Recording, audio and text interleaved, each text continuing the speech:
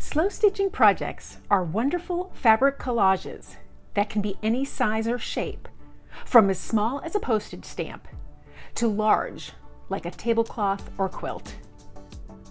These projects are more about the process of repeated stitches and handiwork than they are about completing a piece. But the trouble is, once you start slow stitching, you become addicted and have lots and lots and lots of pieces.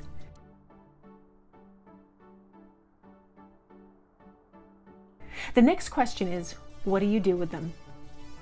Many times textile artists will frame their pieces, as they are art forms. But after a while, framing art pieces becomes, well, overwhelming. Today I'll show 3 additional things you can do with stitched pieces that you might find helpful.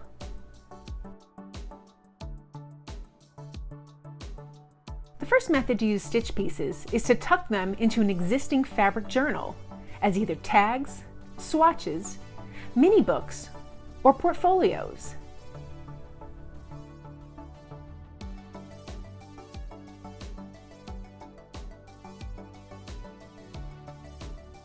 The second method to use stitched pieces is to create your own simple fabric album for the sole purpose of attaching your already stitched pieces.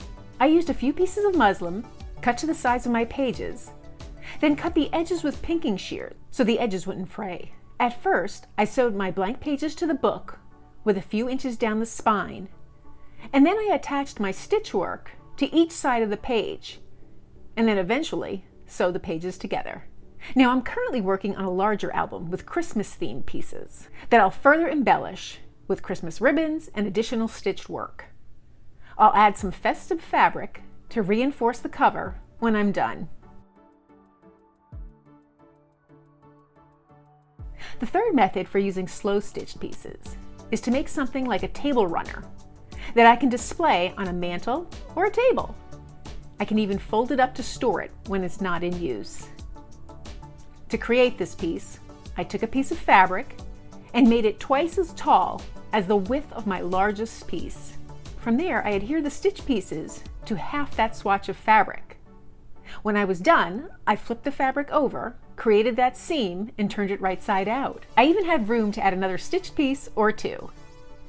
Now, using that same method, I'm also working on a runner that uses 5-inch thick burlap ribbon as the base. And I chose this ribbon because it's nice and thick and can hold the pieces. Since these pieces remind me of autumn, I thought the burlap was a great aesthetic for the runner. I can decide if I want to pin my pieces into place with safety pins or stitch them.